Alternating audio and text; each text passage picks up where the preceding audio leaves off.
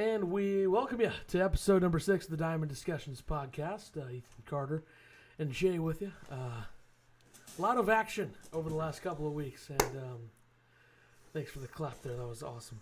A lot of action, couple trades that went down, couple signings. Well, one, I guess you could say. We had a lot to get to. Your thoughts moving into this, and how much action you think we could see over the next few weeks?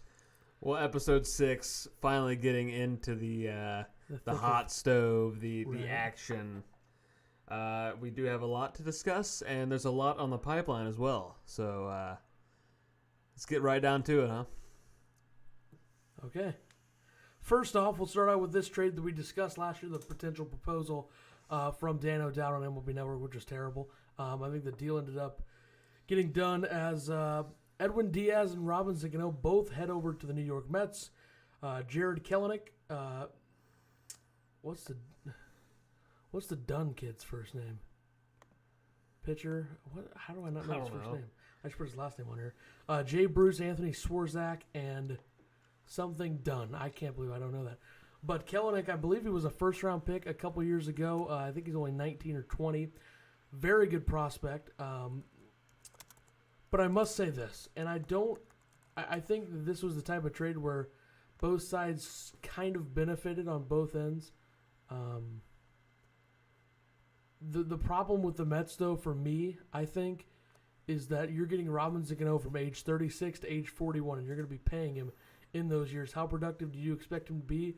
I think a big thing for the Mets, though, in this deal is that you're getting Edwin Diaz, who was the best closer in baseball a year ago. He's got multiple years of control.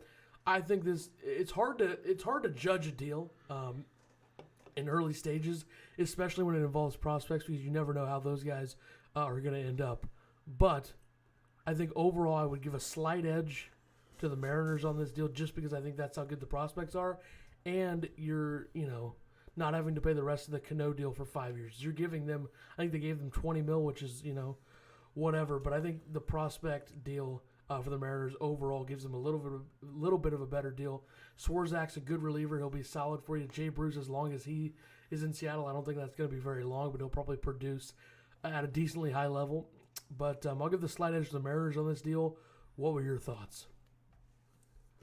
Yeah, I think I was surprised. Well, I guess the return for Cano, not Cano, Diaz, is understandable with the prospects they got. But the Mets, they're kind of hoping that Cano is going to be, a slight version of his former MVP caliber self. The Mets are making all these moves, and they still have the players that they started with last year. They're still going to hope that they're going to stay healthy. But the Mariners, they definitely doing some kind of retooling. And to go back on that deal, it was Justin Dunn and also Gerson Bautista. Yeah, Gerson Bautista. Okay. I knew that. I forgot about that guy as well. Let's see. Let me look the Mariners pipeline. Where those guys rank for the Mariners. Let me take a look, see, so I can really get a gauge on what this deal is overall. I probably should have looked that up beforehand, but I think this is going to be the type of deal that, in the end, I think it'll work out in some form on both ends. But I think there's a little bit more upside benefit for the Mariners. Your laptop is really loud. Jesus. Justin Dunn is now number 3 in the Mariners system. Jared Kelenic is number 2. Justice Sheffield is number 1, who they got in the Paxton deal. So they have some very good prospects. They've been adding. What's Kelenic? Does he play? Outfield. He is 19 years old. He's not going to be 20 until next July. He was the number 6 overall pick in last year's draft, and he's number 62 overall. So it's looking like he's going to be a stud. We all know how good Justice Sheffield is, number 31 overall, number 4 among left-handed pitchers, 22 years old, a first-round pick for Cleveland in 2014. I would definitely give the edge here to the Mariners. Do you think the Mariners won the deal? Yes. Because you never know if Edwin Diaz, he's not going to repeat what he did last year. That would be very It's still going to be good, but that's close to asking. It's going to depend on if the Mets are going to give him the save opportunities. But the Looking to compete. We'll talk about Mariners, that later. they've made what, 3 big trades so far? Yep. So yeah, they are definitely stockpiling their farm system Well, that's where we shift over to the next one. and hoping to be good in the next few Gene years. Segura, Juan Nicasio, and James Pazos to the Philadelphia Phillies for Carlos Santana and J.P. Crawford. I will tell you this. I did not understand this deal at all on the Mariners' end. J.P. Crawford's probably going to be a pretty good shortstop, but how good is he going to be? I think that's a big question. Carlos Santana, why? I don't even understand this. This just feels like the Phillies being like, we don't need him. We can move Rhys Hoskins right back over to first base and be fine with it. I don't get this deal at all. This is easily Phillies winning this deal because Gene Segura is a good player. And Nicasio and Pazos are okay relievers. It's not like they're bad relievers. So I didn't understand this deal at all for the Mariners. So I think they're probably 1-1-1 because I would say that the Yankees deal, they get Justice Sheffield. That's big. But what do you think? Yeah, it's kind of curious. I mean, Carlos Santana can always slot to the DH if they lose out on Cruz. They're not going to get Cruz. But I mean, J.P. Crawford, he's not like going to be an elite. Let me ask you this. He's not like a Med Rosario, but I mean. Well, let me ask you this real quick. Why would Nelson Cruz want to go back to that team? I'm just saying. Just go ahead. Well, yeah. I know he was on there last year, but why? I mean, they're trading Segura like. Segura, by the way. Like they already know that they're not going to be competing next year, so. Mitch Haniger could be next, and you know what I'm doing? If I am the Washington Nationals, the Atlanta Braves, or any team that needs an outfielder, the Rockies, I'm calling Jerry DePoto. I'm saying, what the hell do you want for Mitch Haniger? He's 27 years old. He's a solid outfield option. In that situation, they could ask for a little more. If you're the Atlanta Braves and you don't bring Markakis back, I've seen some rumblings that he could retire. If you don't bring him back, trade for Mitch Haniger. That lineup instantly becomes the best in that division. You have Brian McCann and Tyler Flowers behind the plate. Freddie Freeman at first. Ozzie Albies should have a bounce-back year. Dansby Swanson can't hit. We know that. He'll be an 8-hole hitter. Josh Donaldson at third base. Acuna in left. Inciarte in center. Haniger in right. That'd be a very, very good lineup. We forget about Zunino and Colome. They got traded. Those were huge. I mean, the return for Colome was Omar Narvaez, and then the Zanino deal. I don't remember who. Malik Smith. I think we talked about it. We did. Yeah. We didn't talk about Colome. That's 5 trades so far, and they still could trade Kyle Seager too. Kyle Seager's an interesting guy. Kyle Seager's a good defensive third baseman. His offensive numbers have lacked over the last few years, but I think he'd be a nice little bench bat or maybe a third baseman. Since Haniger's only 27, it'd probably take an overwhelming trade for them to move him. Okay, but the Atlanta Braves are in nearly the same situation as the St. Louis Cardinals in terms of how many great young pitching prospects they have. The Braves probably have more. They are loaded in their farm system. They could easily just drop a couple of those guys into a deal like that. Like, they have so much. And then you look at, they have the money. Hey, go out and get Dallas Keuchel. I'm telling you, this Braves team is really looking like they could shape up and be a serious contender in the National League alongside probably the Dodgers, Cubs, Well, definitely in the NL East. I think they've got that. Well, I'm not going to rule out Bryce Harper going back to the Nationals. I wouldn't rule that out just yet. I mean, it's almost like the Nationals are expecting them to compete. Well, let's go back over to the Nationals. Patrick Corbin, the left-handed reliever, left-handed starter, probably the biggest name. Even though pitching, I wouldn't even say he's the best left-handed starter on the market, to be honest. But he goes to the Washington Nationals for 6 years and $140 million.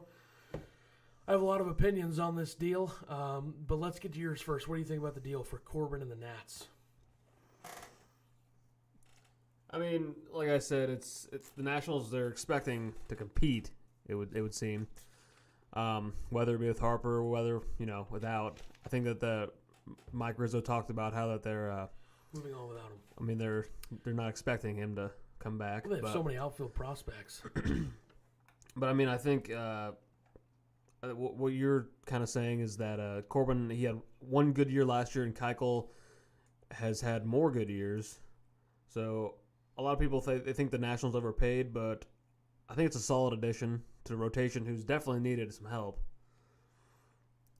With Scherzer and Strasburg. If Strasburg can stay healthy. Yeah, but they still have pretty much 3 holes in the rotation because they've had a lot of guys fill in those holes the last couple 2-3 seasons. Well, I'll say this: if Corbin can be a solid starter for the Nats, that's good for them. I think he's a good fit there, but I still think he paid too much. I think the Yankees offered 5 years, $100 million. I think that's the ballpark that I would throw in there instead of what is this, 23 a year? Is that what that is? 25? It's 23 and a third. Yeah, that I think 20 is around the ballpark I would offer. But nevertheless, that's a good rotation. I think the Nationals could easily compete without Harper, even though they had a bad year last year.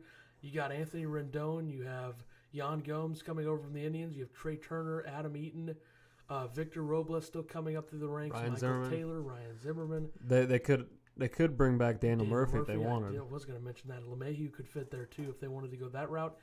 I think this Nationals team is going to be good. I don't think they're better than the Braves. I don't think they're better positioned than the Braves.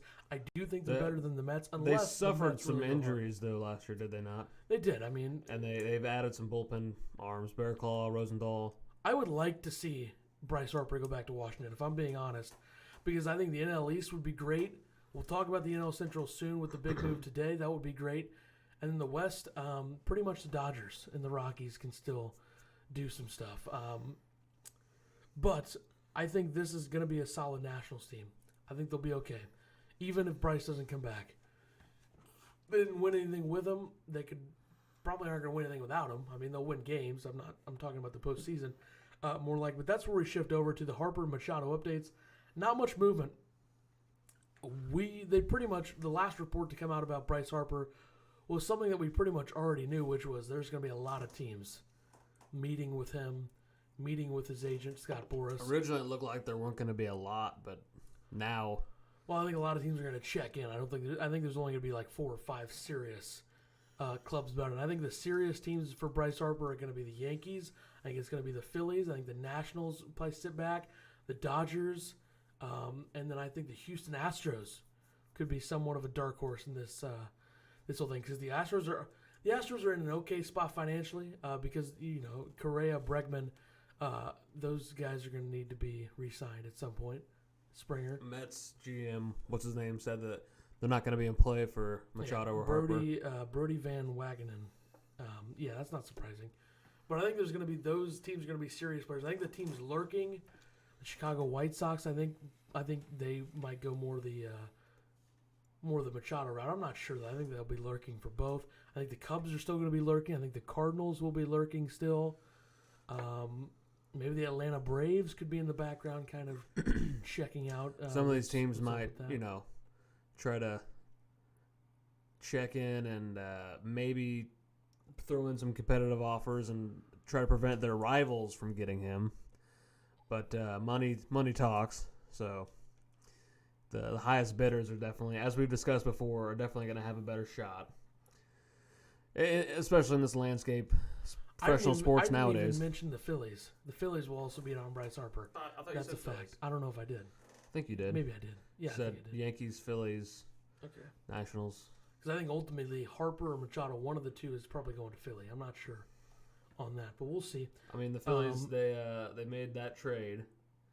But they, there's been a lot of rumblings of how much money they have, and they might be a little stupid with it. So, well, they offered a 7-year deal to Corbin, so that should tell you something. They're willing to go the extra mile to land one of these big guys. So, we'll talk about Machado a little bit here. Where do you think Machado best fits? Because I think it's the New York Yankees. I don't know what you think. I don't know. I feel like he fit pretty well with the Dodgers, but I think the Phillies, with all the young guys that they have coming up and they have now, they were third in the division, or were they second last year? I mean, they were playing like they were gonna compete in the wild card, and then they kind of fell off. Their team wasn't exactly there. They could definitely use another starter next to Aaron Nola, which I think they'll get. But I think that I think it's the Phillies, then the Yankees, But I think the Dodgers are also a good fit. You know, he fits pretty much. The problem, though, for the Dodgers... He can play shorter third, so he fits with a lot of teams. You could bring back Brian Dozier for cheap. You have Corey Seager coming back. Why not pursue Bryce Harper? Because they have outfielders, right? I know you said they have a huge amount of outfielders yeah. on their roster. Those guys are utility types. Like, Bellinger can play first base. Muncy... But where would you put Puig with that arm? In left field. I mean, I guess you could always put Harper in center and put Bellinger at first. Could you not just trade Yasiel Puig? Why would you let I mean, he's good, but he's not that... Would you really just put him as the... That's like the Cardinals putting Dexter Fowler as a reason for not going after Harper, which isn't exactly what they're doing. Oh, Puig has produced more the last 2 seasons. Yeah.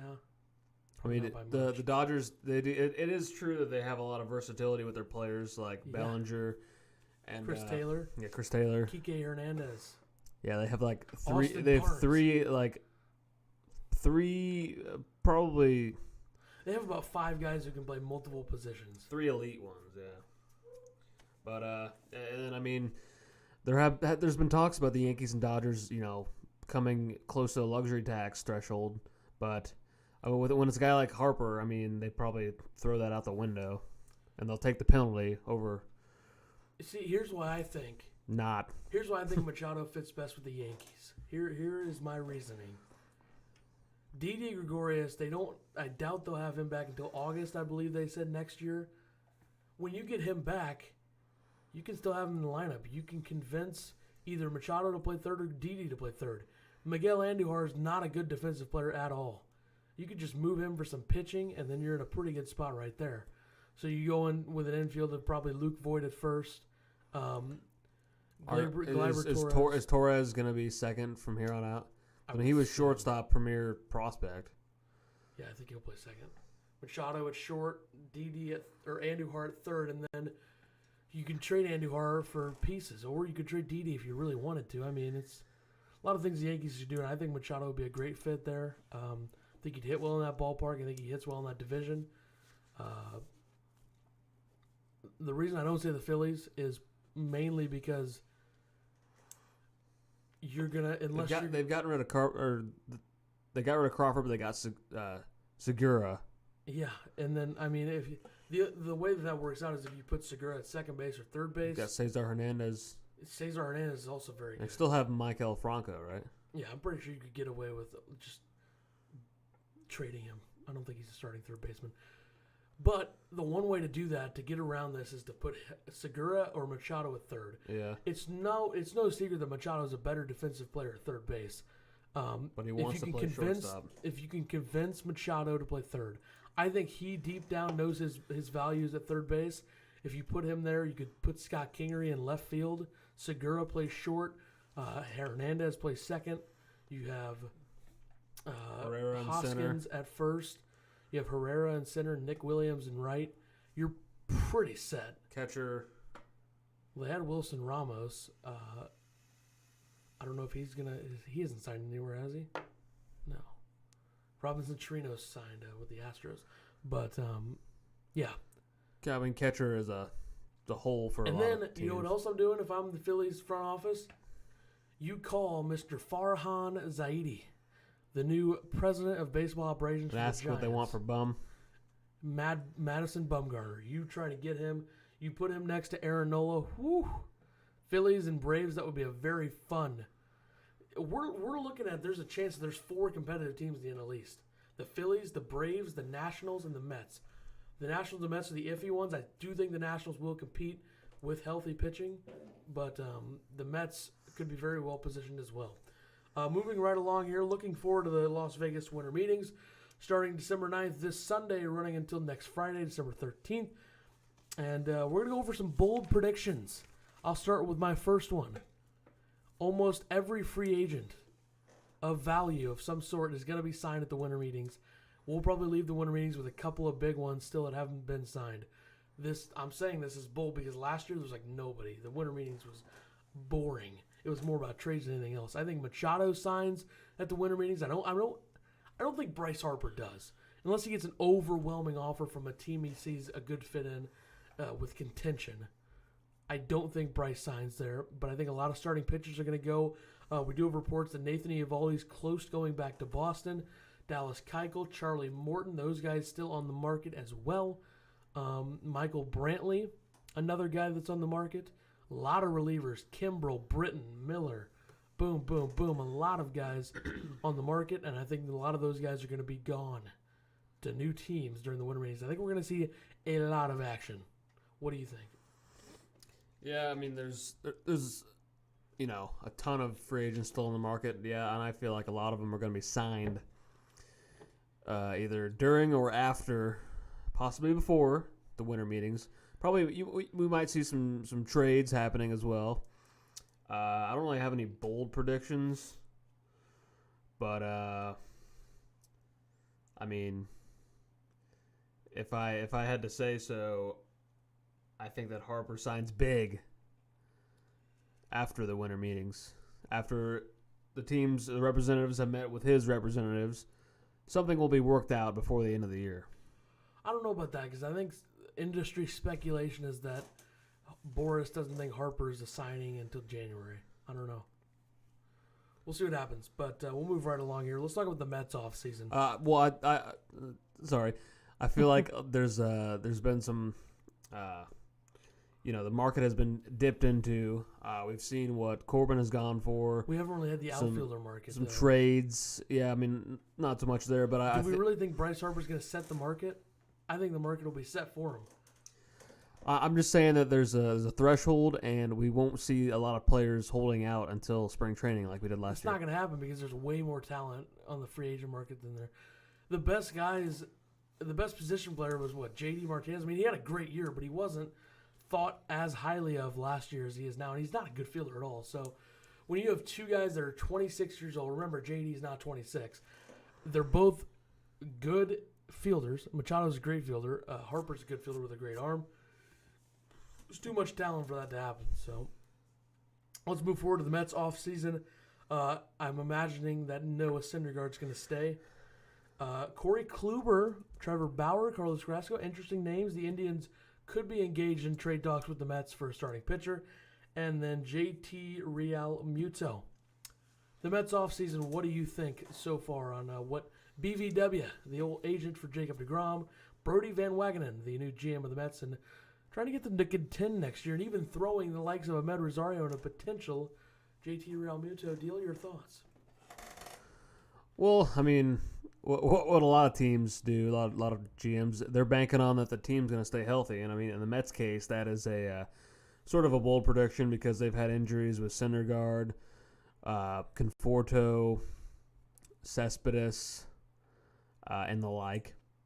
But I think that they do have the pieces there, along with the additions, that they could contend, possibly for the NL East, but more so maybe for the wild card. But I think that, like we saw the asking price recently, the Marlins want for Realmuto from the Mets, and it's outfielder Conforto and shortstop Ahmed Rosario, which is a big asking price. But the Mets do have a hole at catcher. And they have other players that they could throw in, at shortstop and center or right field. I mean, they lost Jay Bruce, but they still have. They didn't lose Jay Bruce; they traded him, just for the record. I mean, whatever. Well, who could they put at shortstop if they trade Rosario though? They don't have a Asdrubal Cabrera. I mean, they still have Jose Reyes, right? Oh boy, I'm sure they're going to run at the idea of having a left side of the infield of Todd Frazier and Jose Reyes. But I mean, if they get Jeff Realmuto, McNeil's good at second. If they do get JT, I'm sure they're going to have to give up at Robinson least Cano second. Well, Jeff McNeil, can he play short? If he could, that would be rather lit for the Mets fans. Let's go right along. We're trying to scroll. But I mean, they're banking on the health. And, I mean, like most teams do, they have the pieces there. They're still adding. They could be contending. I think they're an 85-win team at best. They could be wild card contenders. I doubt it. I think the NL is too talented. I think they'll be a top 5 wild card contender, maybe top 6. Maybe they'll surprise some people, but maybe They need to up the ante on Let's the not forget bullpen. how many division games you play, and they're going to have 3 teams in their division. That They don't have than Familia anymore. Traded him to Oakland. Yep. Who's their closer? Good question. They still have AJ Ramos. I mean, Yes. they might need to add a couple arms. I don't know if bullpen they're arms. going to. What are they going to bring back? Jerry Blevins? You know, I see him as a fit in St. Louis. Matt Harvey. Okay, that's a little too much. Let's go right along, and probably the biggest deal of the offseason so far, probably by far, involving a star player. Paul Goldschmidt is headed to the St. Louis Cardinals for Luke Weaver, Carson Kelly, Andy Young, and a competitive balance B, round B draft pick. Which they say is 70 to 77 number pick. Wow, I think they have 7 of the top 70, or 8 of the top 70 picks, or something. I don't know, whatever. I think we've said this on the show before. We're both St. Louis, people, Cardinal fans. What are your thoughts on the Paul Goldschmidt deal? I mean, I was pleasantly surprised at. I guess it's after looking back, like when you first see it, they didn't give up that much because we weren't very high on Carson Fleece Kelly the D-backs or is what I Luke would Weaver. say. But I guess it's more understandable when there's only 1 year control on Goldschmidt, and there's gonna be the issue, the challenge of convincing him to re-sign. But I really like it. Love it. As a Cardinal fan, I mean, that's that impact bat middle of the order that we haven't had since. The Cardinals haven't had since Pujols. Matt you Holliday pencil was him in pretty- at 3, but Matt Holliday was comparable, but I like it. Well, I'm going to lead it like this. I think there's probably a 70-30 chance right now on whether they can extend Goldschmidt. I think a lot of people are saying he's going to love St. Louis. I agree. I think if he has a good year there, I see a good chance of bringing him back in to finish his career as a Cardinal, hopefully. But I absolutely love this deal. I think this is easily probably the best deal that this front office has made in the last 5 years. By far. He's been around the block. He's it's not his first rodeo. He's a veteran, and the Cardinals have a lot of young guys. So I think that this is kind of they talk about how he is on and off the field. Well, I think that the kind of player and the kind of person that he is will heavily influence and impact the Cardinals clubhouse. And I think Mike Schilt works good with these players, and it's going to be good times. It's going to be sunny over in St. Louis. Okay, that was a weird way to put it. I'll tell you this, the corner of their infield are 2 professional hitters, for one. Matt Carpenter's a professional hitter. He's a good hitter. He's fairly consistent. They're going to have a lot of production on the corners. And then at shortstop, you think that DeYoung's going to have a good amount of home runs. Colton Wong, he can surprise you, get some hits here and there. He's a good defensive player. Left field, you have Marcelo Ozuna, who a lot of people are banking on having a good year with his shoulder being fixed and whatnot, which was a huge issue. Last year, they're pretty much making Harrison Bader their poster boy for everything. One of the best defensive center fielders already, probably top 5 in the defensive category. If he can hit, you're in a good spot. I don't know if Jose Martinez is on the team at the beginning of next year in right field, but you're probably going to have Dexter Fowler and Tyler O'Neill out there. O'Neill's going to be a stud, I think. Overall, he's a great player. I mean, there's always the chance that once Fowler's back from the injury, he could still have an impact. Yeah, that's true, but my problem is I don't know where he fits in the lineup. I feel like he's like a 7. I mean, he could bat second, yeah. I mean, because he still has the, when they first got him, talked about either him first, Carpenter second, or vice versa, the on-base skills, getting on for the 3-4 hole hitters. There's still the opportunity for that if indeed he gets healthy and can be the kind of on-base guy that he was. I would say Carpenter, Fowler, Goldschmidt, Ozuna.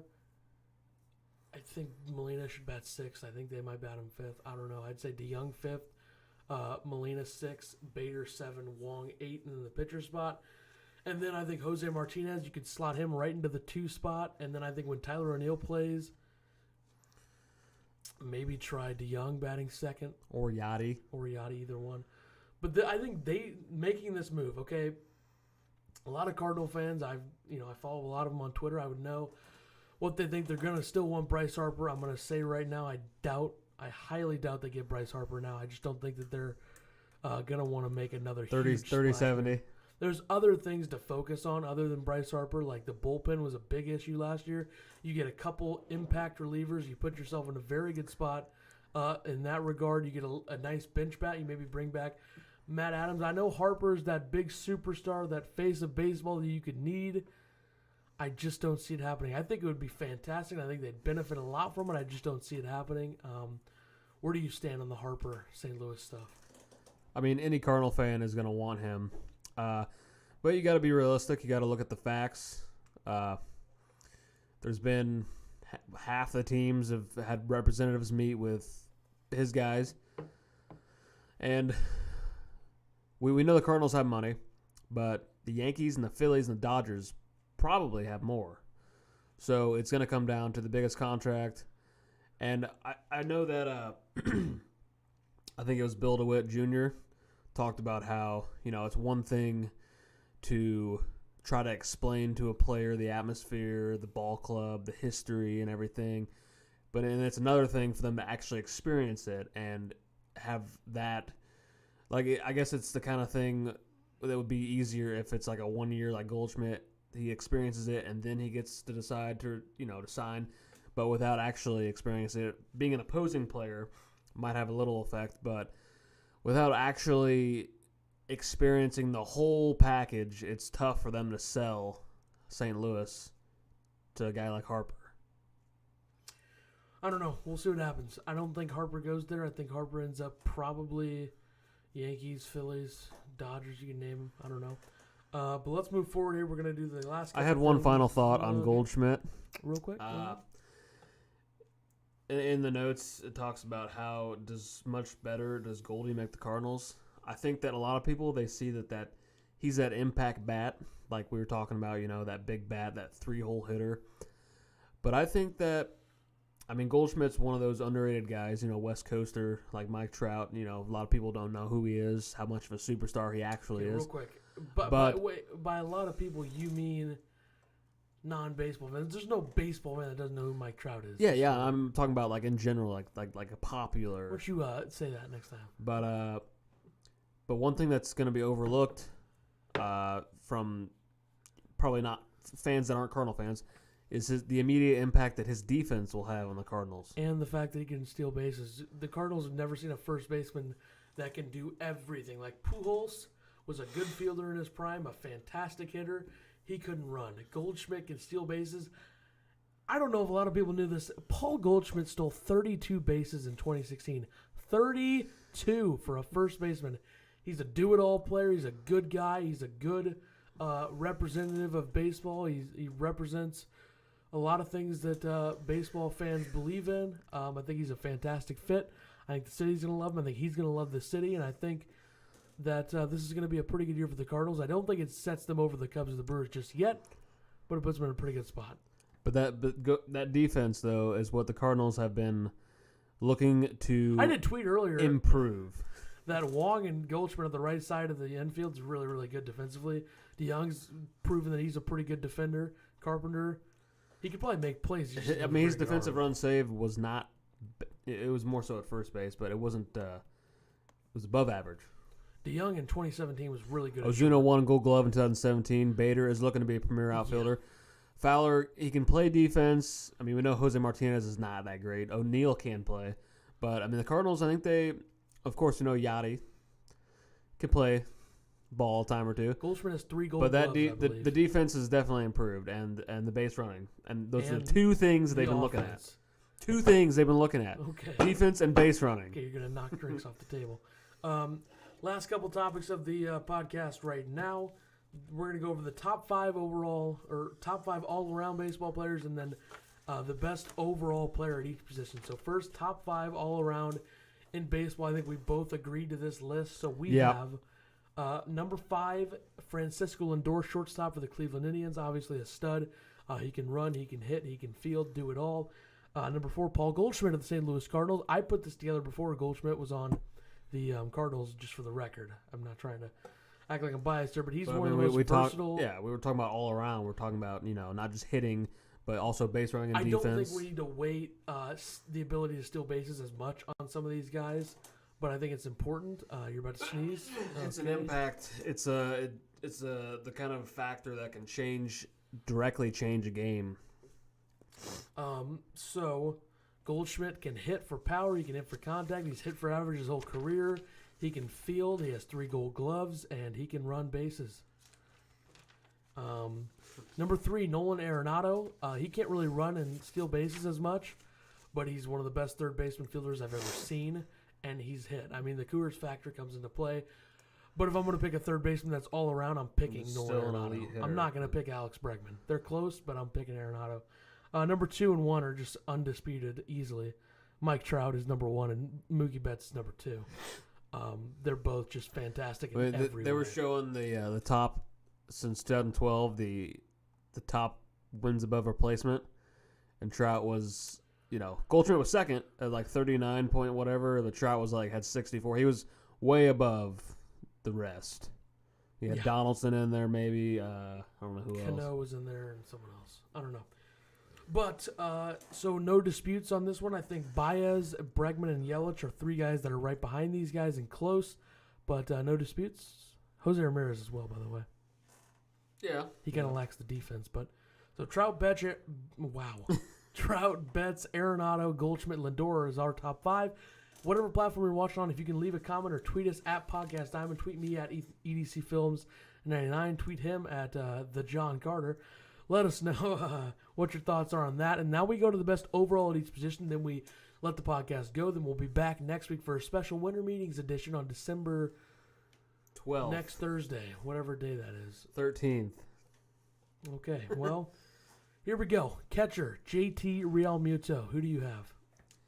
Yeah, it's a tough one, but I went with Realmuto as well. Great defense, can hit. First base, Paul Goldschmidt.